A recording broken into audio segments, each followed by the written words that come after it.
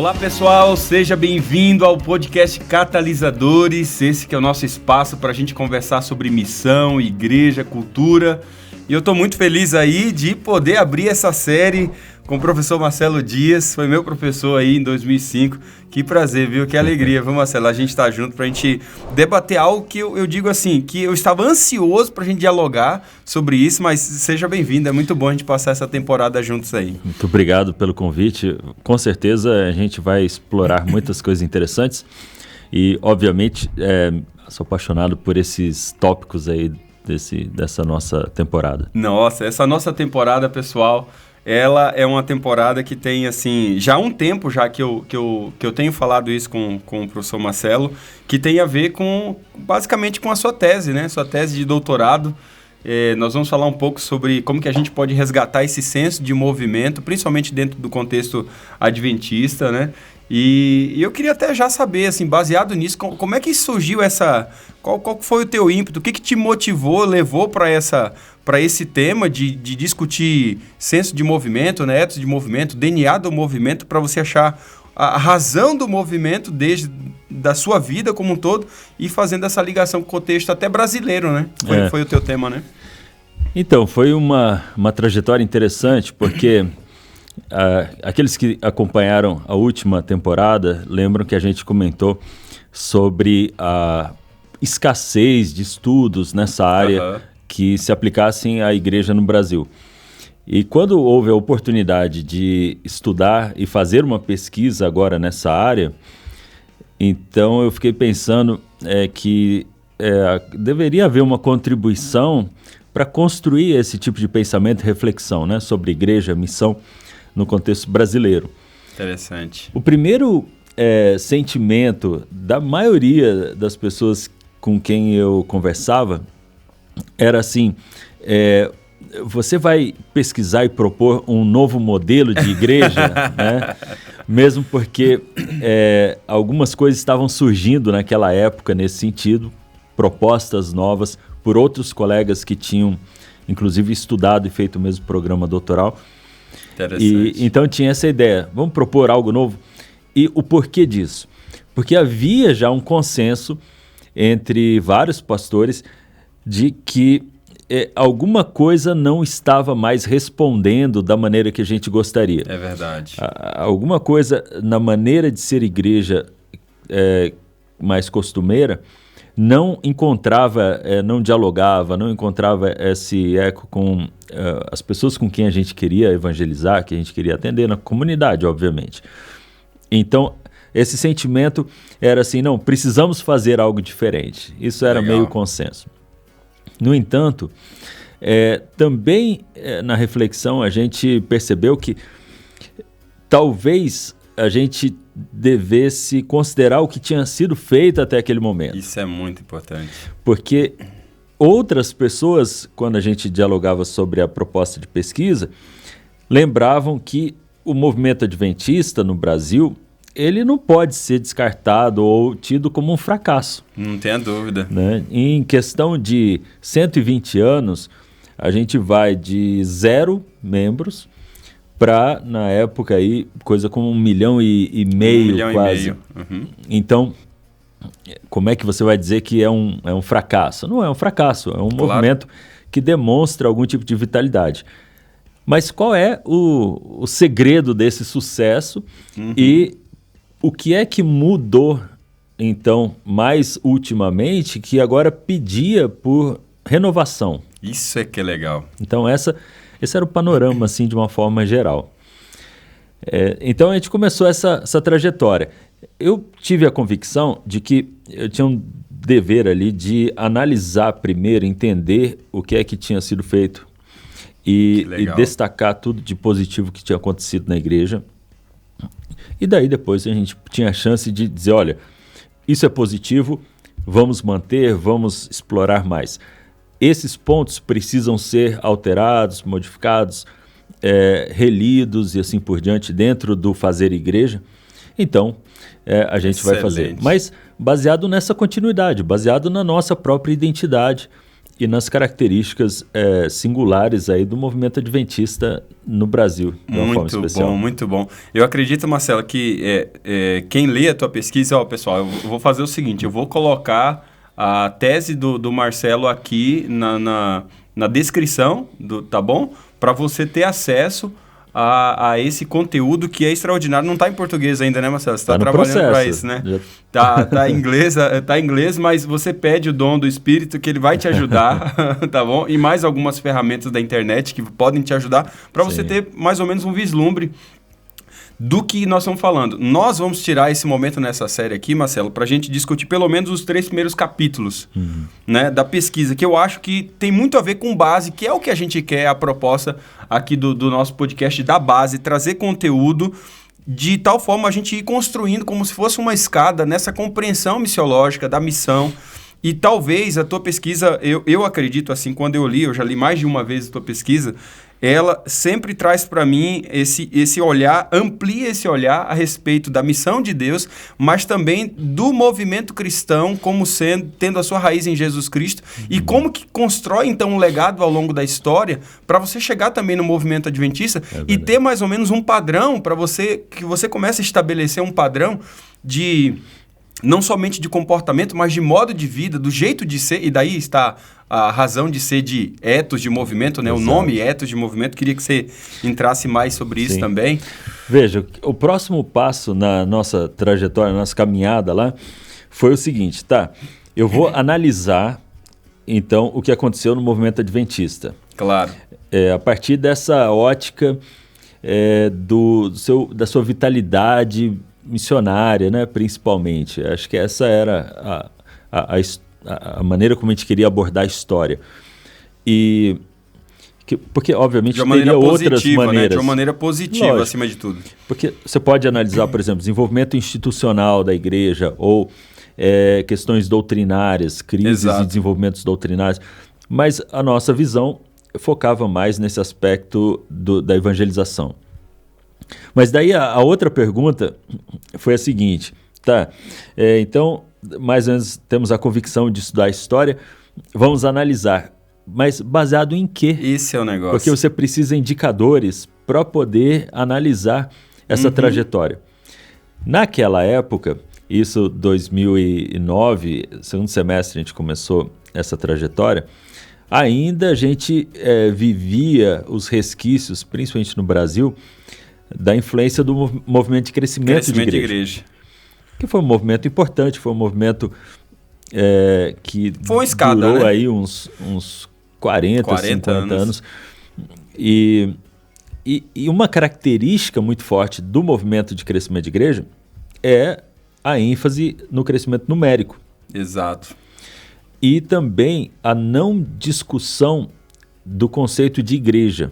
Então, meio que a gente adota, diz assim, bom, temos a igreja, como que a gente faz essa igreja crescer numericamente? E eu estou simplificando, obviamente, e generalizando um pouco, mas, de forma geral, essa é a principal ênfase desse movimento. Então, naturalmente, para a maioria das pessoas, o método que eu teria que utilizar, os indicadores, seriam basicamente baseados no crescimento de igreja, numérico. Então seria para eles uma questão de dizer assim, bom, quando a gente fez isso como igreja, deu muito batismo. Quando a gente fez aquilo, deu pouco batismo. Então, para dizer o seguinte, temos que repetir mais esse tipo de evento, iniciativa ou aquele. E isso, na verdade, Marcelo, ainda continua até hoje, o que me leva a até perguntar para você, será que ainda a gente, de certa forma, de maneira predominante, ainda não está, né, sujeito, na maior parte das vezes, com a mentalidade ainda de um movimento que basicamente já passou, já faz alguns anos, mas que ainda no Brasil parece que ele ainda opera o jeito de se fazer, de se pensar, de se refletir sobre a igreja. Não sei o que você pensa disso. Eu acho que a gente ainda vive muito naquela mentalidade e acho que pouco a pouco a gente vai renovando. Claro. Na academia, essa renovação aconteceu devagar, nos Estados Unidos mesmo, mas aconteceu em diálogo com as ideias anteriores. Acho que isso eu gosto de ressaltar que não é uma ruptura, né? Como eu falei, é uma escada, né, Marcelo? Exato, é sempre um desenvolvimento que vem justamente de analisar o momento anterior, propor ideias novas e assim a gente vai crescendo, né? Então, acho que foi isso que aconteceu lá e de repente é isso que vai acontecer aqui, a gente espera, né? Mesmo dentro do movimento de crescimento de igreja, existiam algumas iniciativas que focavam nas qualidades da igreja, Exato. que iam além do numérico. Mas, de forma geral, a gente fica mais com essa questão de resultados. Bom, era aquele do Christian Schwartz, foi muito usado, né? Do desenvolvimento natural da igreja. Então, veja, agora, qual é a deficiência, qual é o ponto fraco de trabalhar exclusivamente com resultados? Vejo que eu cuido bem com as palavras. Eu não estou dizendo que eu não estou dizendo que a gente não usa os dados numéricos. Sim, claro. Né? Eles ajudam a retratar uma realidade, não tem problema. Mas quando a gente fica exclusivamente, né, dependente desse tipo de indicador, de resultado, claro, e resultado numérico, a gente tem um probleminha às vezes, né?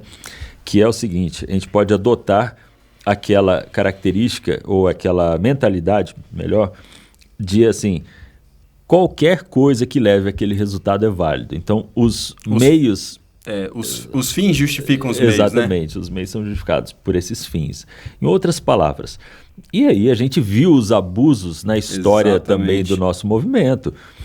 Quando o resultado, o número lá, seja ele de frequência na igreja, num programa, ou de batismos, ou número de igrejas plantadas, quando você tem esse como foco único, esse resultado, esse número, então as pessoas, às vezes na melhor das intenções, às vezes nem tanto nas boas intenções, mas elas fazem qualquer coisa para chegar naquilo.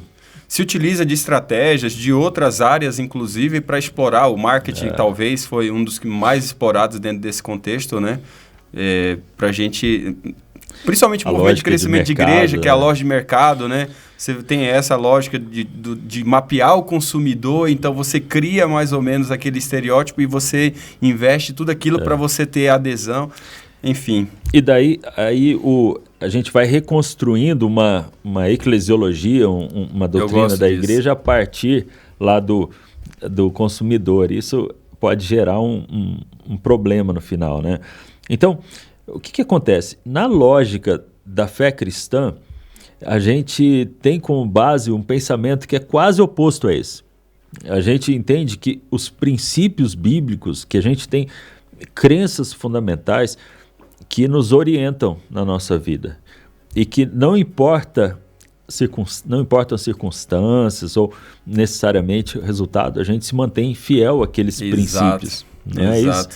Então, a gente fala, por exemplo, em relação ao sábado, não é? Ou em relação à adoração. A gente tem exemplos na Bíblia, né, de pessoas, e nós gostamos muito deles porque a gente mostra que eles tinham uma convicção, eles tinham uma crença, eles permaneceram fiéis àquela crença e convicção, mesmo que o resultado foi ruim para eles. Exato. Mesmo que não foi, né? Mesmo que não trouxe o resultado desejado, né? Aparentemente. Mas a fidelidade àquele valor, aquele princípio é o que conta, que é, na verdade, o score final, né? Exatamente.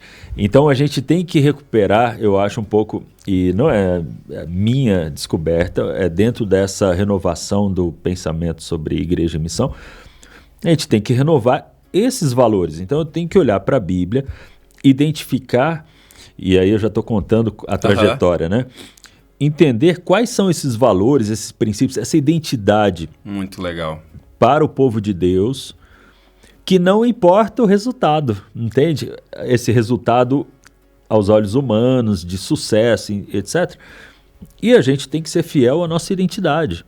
Claro. Porque senão a gente vai comprometer a nossa fidelidade. Eu sempre digo, né, Marcelo, que se a gente se pautar somente por esse outro lado, só do crescimento numérico ou crescimento, seja ele quando é somente um tipo de crescimento. Eu acho que o Orlando Costas vai ampliar, né, essa ideia de você ter o crescimento...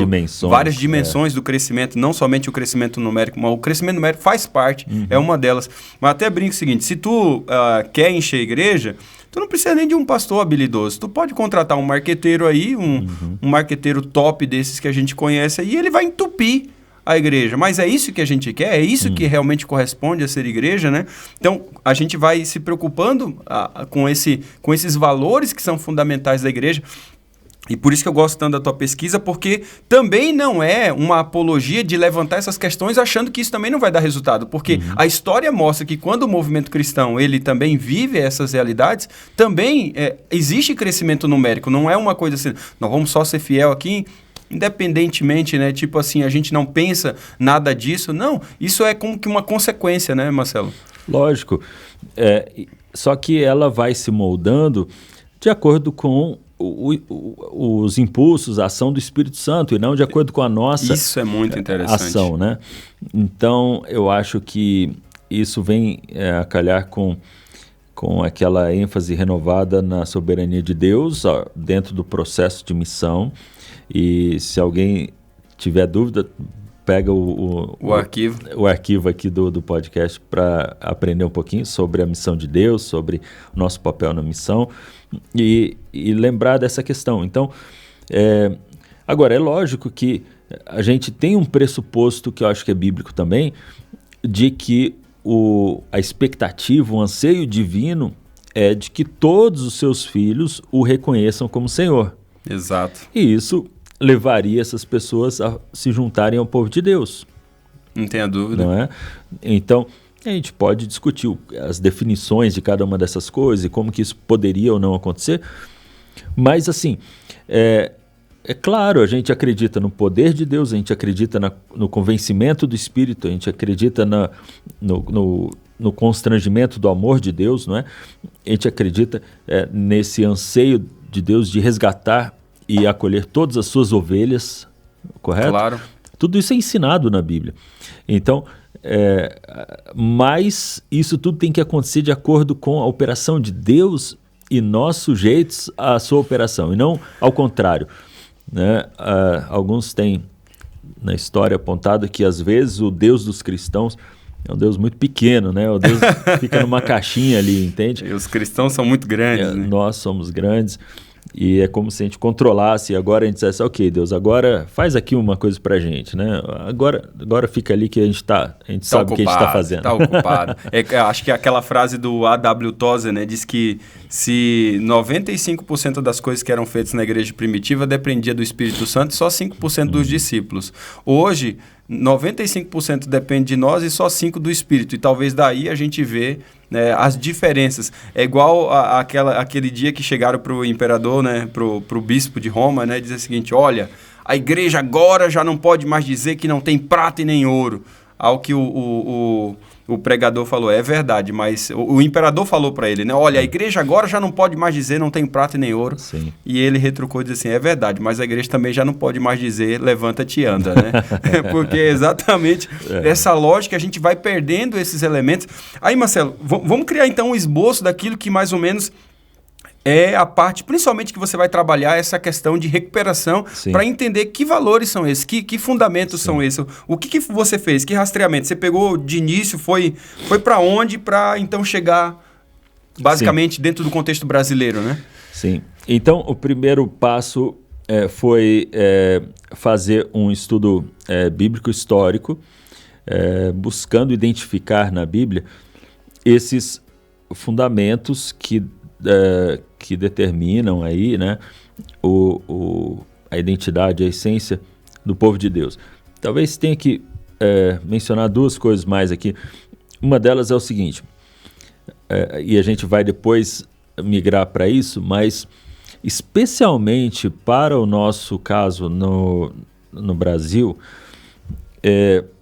o recorte que eu tive que fazer e que eu escolhi fazer foi olhar para a maneira como as pessoas vivem a sua religião, a religião adventista no Brasil.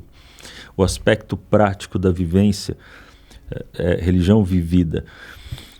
Então, alguém está pensando, mas qual outra seria, né? Qual outro recorte? Não, a gente poderia fazer um recorte, como eu falei, doutrinário, por exemplo, claro, institucional, outras coisas, que fazem parte da identidade também, natural.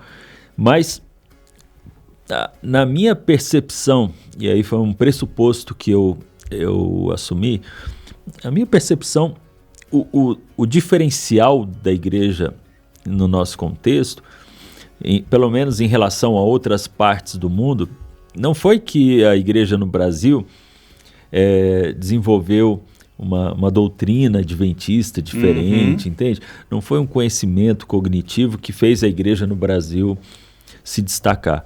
Mas, acima de tudo, parece que foi realmente algo que acontecia lá na ponta, na igreja local, né? E na vida dos irmãos. Que legal. Então, o que era isso, né?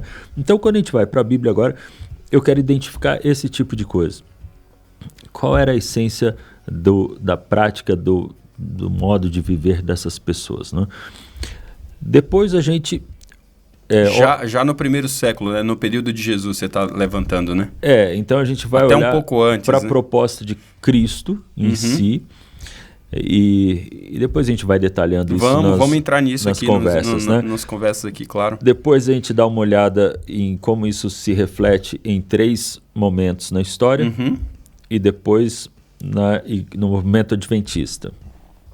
E depois a gente parte para uma sistematização, que existe um conceito nas ciências sociais que reflete isso que eu estava buscando, sabe? Essa essência do modo de viver das pessoas.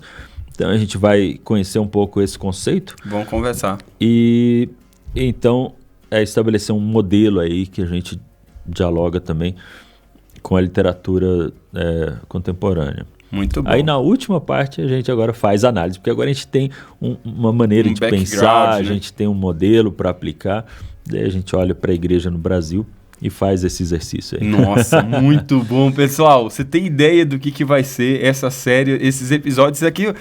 Essa é a introdução, né, para você daquilo que a gente vai ter nos muitos diálogos. A gente já quer começar, então, só para você entender o porquê da nossa série aí, nós vamos falar sobre o movimento adventista, nós vamos falar sobre como que nasce o movimento cristão, tá? E como que ele tem esse crescimento exponencial, fruto desse modo de vida, né, Marcelo? Fruto desse modo de vida.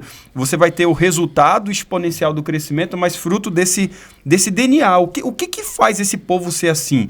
O que leva eles a viverem desse jeito, né?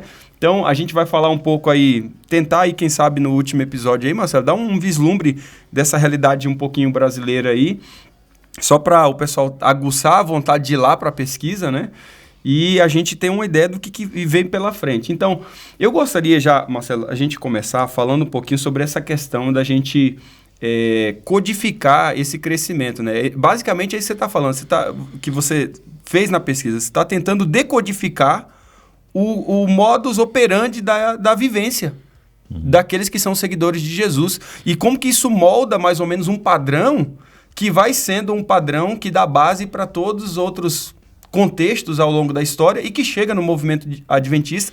Então, é como se a gente tivesse uma referência a qual olhar, e aí talvez vem esse lado, né, da gente fazer, em muitos momentos, um resgate para analisar se esses padrões estão vivos dentro do nosso contexto local ou não. Então, é muito interessante quando a gente vai codificar esse crescimento, porque a gente vai entender o porquê que em muitos lugares o nosso crescimento não chega a ser crescimento até biológico, numérico, mas você não vê no povo essas questões que dá realmente o entendimento de um movimento pujante, saudável, que está não somente crescendo numericamente, mas ele cresce em todas essas outras dimensões, né? Com vitalidade, né? Com saúde espiritual, né? Exato.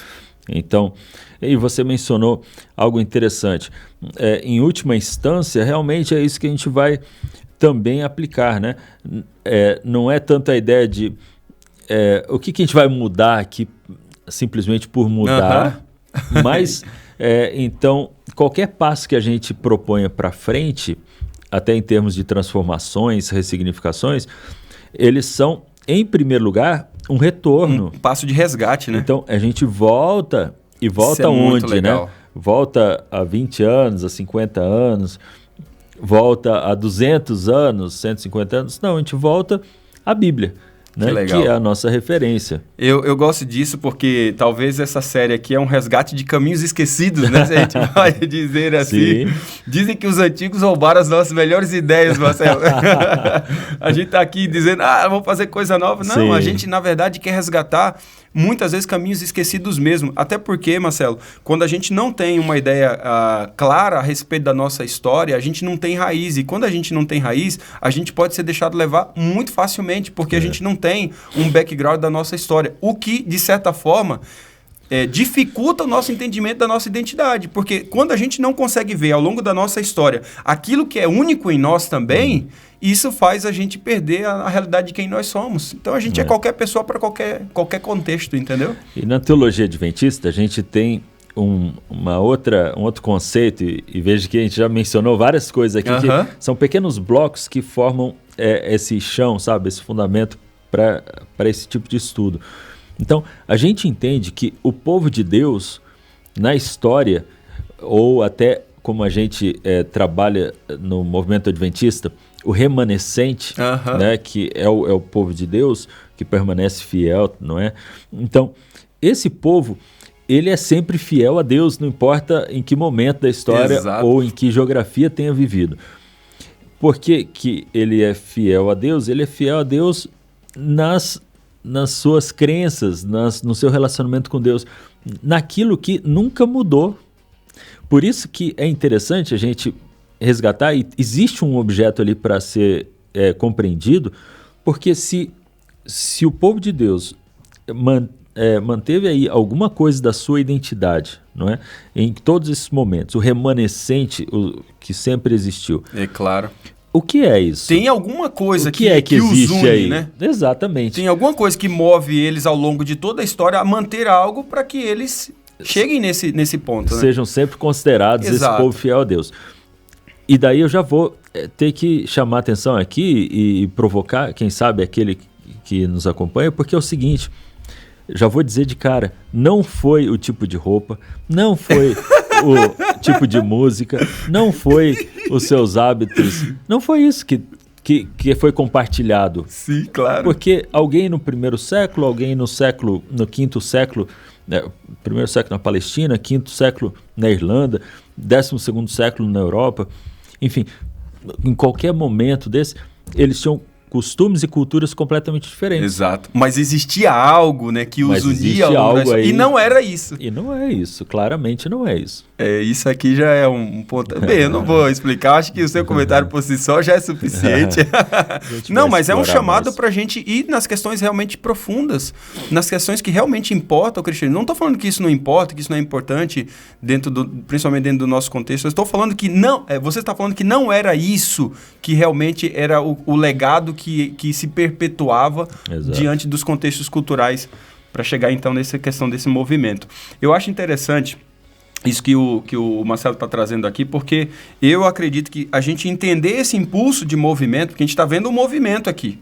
A gente está vendo algo que está acontecendo e tem um impulso aqui que leva eles a permanecerem nisso, né? Esse DNA, como você coloca na sua própria pesquisa, né? Essa análise de ethos, de modo de vida, ele deve ser a chave e pode ser a chave para essa codificação. E daí nós vemos se nós estamos perto ou longe, então, desse DNA. Talvez esse vai ser o ímpeto da nossa série aqui. Será que a minha igreja local está perto disso ou longe disso? Será que a minha vida, o meu contexto está refletindo mais isso ou não está refletindo? E daí vem o chamado para o resgate, Marcelo.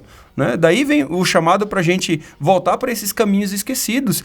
E eu acho que isso também é um exercício contínuo da igreja. Né? Esse é o lema da reforma, né? Eclesia sempre reformada, né? A igreja sempre se reformando. Na verdade, sempre olhando para trás, o quanto que a gente se distanciou e o quanto que a gente precisa voltar. E eu acho que o apelo da igreja nos últimos anos reflete isso. Sem dúvida. Esse apelo de reavivamento e reforma, o que é isso? Se não um apelo de resgate de caminhos esquecidos. Sem dúvida. Né? E os profetas sempre existiram na história, entre outras coisas, para chamar o povo à fidelidade.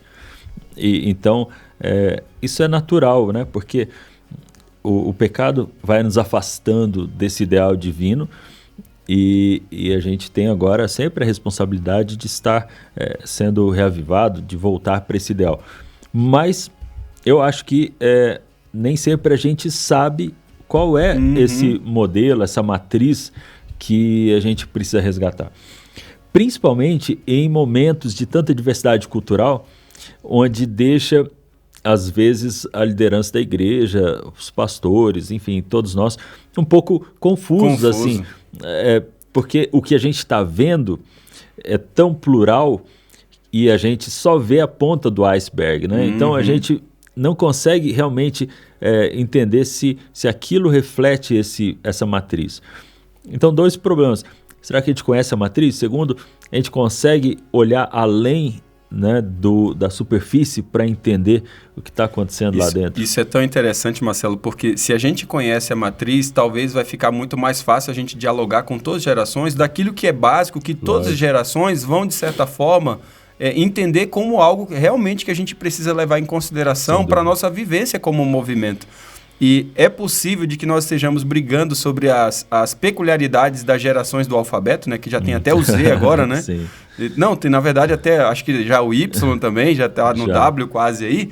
Então, assim, a gente fica discutindo essas especificidades das gerações e às vezes a gente está passando por alto aquilo que realmente vai nos unir, aquilo que realmente vai nos dar a dimensão de povo, de movimento, né? E talvez essa é a razão dessa série aqui. Agora, eu percebo assim, Marcelo, para a gente não deixar o pessoal assim... Eu sei que a gente vai discutir isso nas próximas conversas, né? Mas eu acho muito legal quando a gente vai percebendo se a gente está perto ou está longe desse negócio, né, de toda essa realidade. E aí eu percebo uma coisa, quando você pega, mesmo no desafio dentro do nosso contexto, você até aborda isso aqui, o George Knight, ele coloca aí pelo menos 4 desafios para nós, quando a gente vai ter que lidar com isso aqui, para fazer esse movimento de resgate. Primeiro porque a gente já está se tornando aí basicamente um movimento bicentenário. E parece que ao longo da história, parece que sempre tem algo que acontece, não estou falando que é um padrão concreto, mas parece que isso acontece com muitos movimentos que quando você chega perto dos 200 anos, você entra naquele período que você começa a perder um pouco esses elementos, né? E você precisa fazer esse resgate, do contrário, o movimento tende a declinar e chegar até a morrer. A gente não vai falar sobre o ciclo dos movimentos agora, mas é uma das características que a gente percebe, e o movimento adventista não está imune a isso, né? Acontecem várias dinâmicas aí com o passar do tempo que desafiam a natureza original, aí, o caráter original do movimento. E a gente tem esses desafios também. Esse é um desafio interno, né? É um desafio da própria igreja, do desenvolvimento da própria igreja.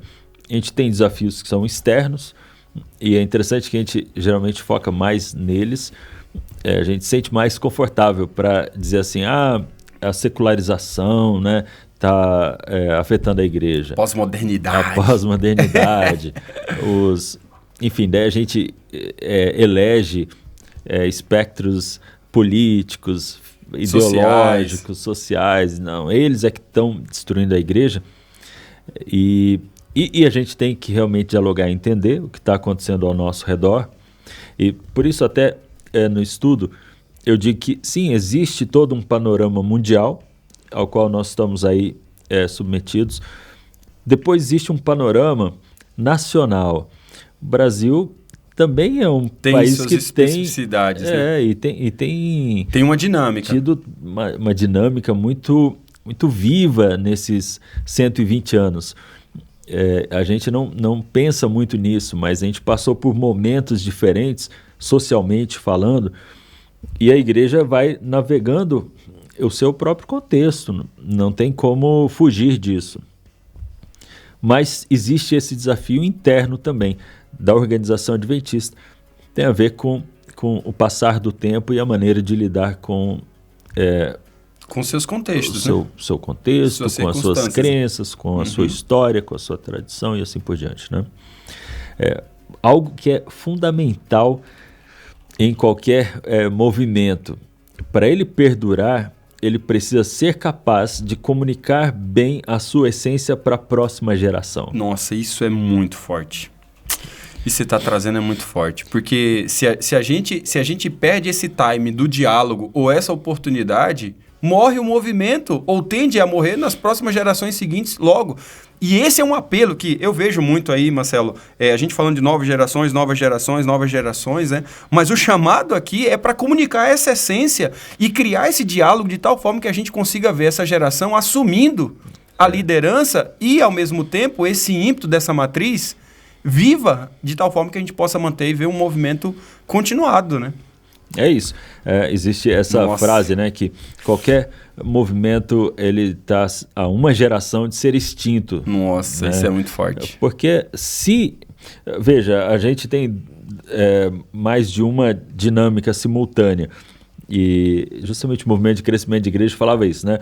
Então, você pode ter conversos para o seu movimento, mas você tem também o crescimento biológico, que é o crescimento interno.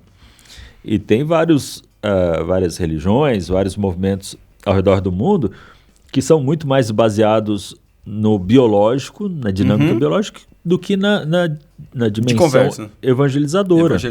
Então, se você mantém o biológico funcionando, você já está crescendo. Já vai manter. Exato. Né? Então, por isso que ainda que seja por adição. Agora, se você perde essa dinâmica, aí você depende da outra e você cria uma inconsistência muito grande. Isso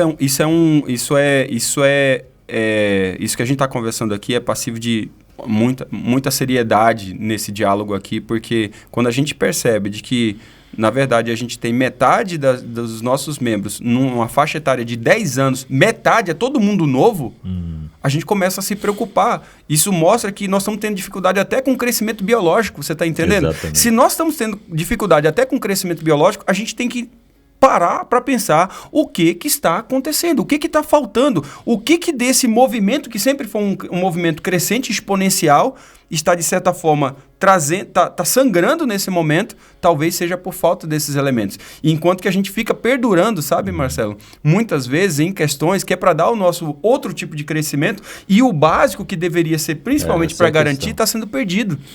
Se o nosso movimento, se a nossa crença, o caráter do que a gente acredita não está impactando, não é convincente nem para os nossos filhos, para quem é que a gente espera que eles sejam, não é? Isso é uma dificuldade. A gente está falando aqui mais ou menos desses 4 desafios específicos para a gente resgatar essa questão de ímpeto, de movimento. O George Knight vai falar sobre essa questão de manter a identidade como uma denominação bicentenária, vai falar sobre essa manutenção de um equilíbrio saudável, Marcelo, de evitar uma aculturação demasiada, mas ao mesmo tempo o perigo de virar um gueto sectário. E a gente vai entendendo até a maneira de se entender a missão, vai levando também, a maneira distorcida de se entender a missão, vai te levando para esses extremos. Sem dúvida. Certo? Então, é muito legal a gente situar aqui, porque esse é um desafio hoje, principalmente dentro do nosso contexto adventista, para manter esse padrão de ethos do movimento cristão. Uma outra coisa que eu sei que você coloca dele aqui, que ele fala, essa questão de um equilíbrio também saudável entre você virar ultracongregacionalista ou também ultra-institucional, que também são polos que você agora vai ter que lidar para manter essa tensão. E outra coisa é manter essa consciência de si mesmo como um povo da profecia, ou um movimento profético, que talvez a gente perceba hoje, Marcelo, dentro dessas tensões, são as tensões mais atuais. Eu não sei se ele falava como um profeta, porque ele escreveu isso há um bom tempo, desde o período da sua pesquisa você já tinha contato com isso, mas ele está falando claramente dessa nossa realidade. Hoje todo mundo fala sobre identidade, mas eu não sei se reflete muito sobre esses elementos que a gente tem conversado ao longo dessas últimas séries aí, onde a gente tem falado que a identidade tem muito, muito a ver sobre esse caráter do retorno para a palavra de Deus, mas o seu retorno do seu verdadeiro propósito como um povo em missão com Deus. E a gente já falou isso na série anterior, que muitas vezes a gente cita muito o primeiro item, mas a gente não toca no segundo item e a gente tem uma quebra nesse entendimento de identidade. E eu percebo isso, principalmente na geração atual, essa tensão da questão institucional, organização, com essa tensão de ser uma igreja organismo e igreja organizada. Muito essa questão de o que é um movimento profético. Boa parte, principalmente dessa geração que a gente está legando à igreja agora para o futuro, tem muita compreensão desse movimento profético. O que é esse movimento da profecia? E aí a gente tem essa questão aí de a gente viver nessa tensão de segregar demais ou de se aproximar demais e perder a linha. Né? Eu não sei, na hora que você trouxe à tona essa realidade desses desafios de George Knight, se, de certa forma, esses desafios tinham uma relação já dentro do contexto que você estava aplicando e como que esses desafios vai dialogar, na verdade, com a resposta que você vai dar da matriz, né? Desses padrões. Não, eu acho que esses desafios são super atuais, eles se mostraram presentes, sim, no cenário brasileiro contemporâneo, mas a gente discute isso, como é que a gente, veja, sem querer antecipar muito, mas quando a gente resgata essa identidade, essas questões se resolvem de uma maneira muito simples, natural. Legal isso. Porque existe uma identificação cultural, porque esse é o contexto que nós vivemos, ou qualquer parte do povo de Deus em qualquer momento.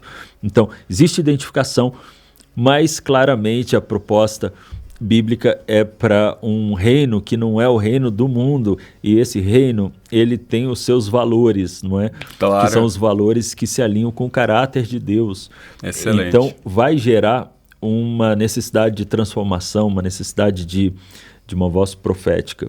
Então, quando a gente resgata essa essência, esse caráter original do movimento cristão, isso meio que se alinha, entende? A gente já vê como é que em que aspectos a gente vai assimilar, ou enfim, ou vai... As tensões são diminuídas, né? Porque você tem algo que dá esse lastro de segurança para o movimento ele não cometer toda hora e estar nos polos e cometer equívocos, correto, né? Toda hora, todo instante. Então, isso para mim é muito claro hoje nas discussões dentro da igreja.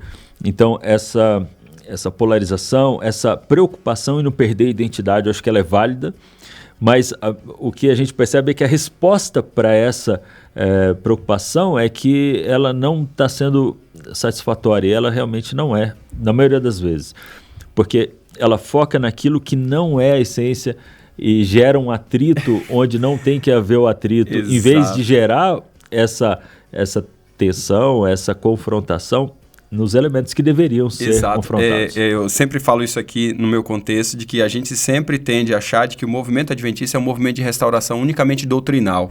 E eu falo o seguinte, também é isso, mas não é só isso. O movimento adventista é um movimento de restauração também de sistema de governo, de estrutura de liderança e, acima de tudo, de ímpeto de movimento. Sim. Né? De ímpeto de movimento. E descobrir decodificar esse ímpeto de movimento que é fruto das nossas conversas. Veja, eu estou prometendo tanto as nossas conversas aqui, Marcelo, porque eu não quero me alongar muito na nossa conversa, mas eu quero preparar esse caminho. E eu acredito que a gente tem muita coisa para conversar. E eu acho que aqui talvez esteja a chave, Marcelo, porque eu acredito que essa série vai ser uma série transformadora e de alta consciência, para a gente começar a pensar o seguinte, ao invés de ficar querendo fazer tudo a todo instante, de um monte de modinha, para tentar resolver, por que a gente já não vai logo nas questões que são basilares e que muitas vezes, Marcelo, pode parecer muito simples, mas é exatamente porque a gente está pecando nesse simples que a gente não está sendo efetivo nas questões mais específicas que a gente gostaria de fazer valer na igreja local.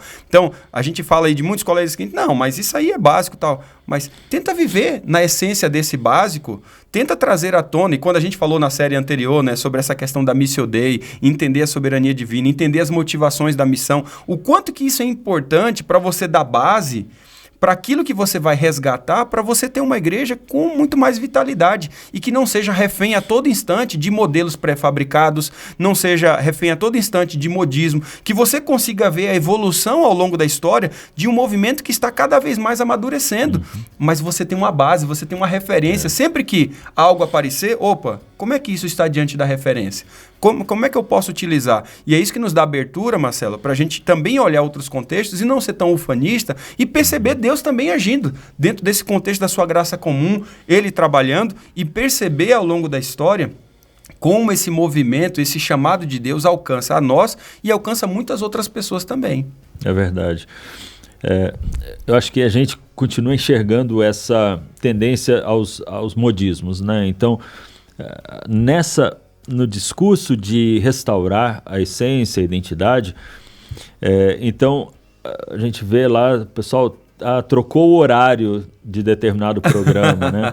Ou mudou a plataforma, ou pôs uma luz, ou pôs aquilo outro, e como se isso fosse resgatar. E ao mesmo tempo, os que fazem a crítica também olham só para esse elemento. E daí a discussão fica nessa parte que muitas vezes tem a ver com uma tendência que nem ajuda nem atrapalha tanto assim. É verdade. Entende? Não são tanto esses elementos externos, estéticos, que vão realmente trabalhar a essência. A gente tem que, como você falou, eu acho que aceitar o desafio de uma reformulação, enfim, de um resgate, mesmo, né? De redescobrir a essência do Evangelho. E essas outras coisas vão naturalmente se alinhar aí se a gente tiver uma base sólida. A gente às vezes tem muita dificuldade para lidar com isso, porque muita coisa está mais na nossa mão do que na mão do Espírito, né? Então essa é a razão, porque muitas vezes a gente tem tanta dificuldade em confiar de que quando o movimento ele se centra naquilo que realmente é mais básico, é fundamento, de que essas outras questões elas serão resolvidas com maior maturidade. Então a gente tende a microgerenciar essas questões e a gente está esquecendo do essencial, daquilo que nos mantém como movimento. Bem, eu creio que a gente já assentou o caminho para você nessa série. Eu sei que você já está ansioso, tá? Mas que matriz é essa aí? O que é isso? Talvez ainda no próximo episódio a gente pode alargar um pouco mais para a gente entender o que é movimento primeiro, tá, Marcelo? Sim. A gente vai falar um pouco disso aí, mas eu quero deixar você já expectante aí para esse próximo episódio. Eu estou muito feliz aí que a gente vai poder dialogar sobre isso. Já era uma expectativa antiga. E que bom que você vai estar acompanhando a gente. Eu espero você então no próximo episódio. Um grande abraço e até breve.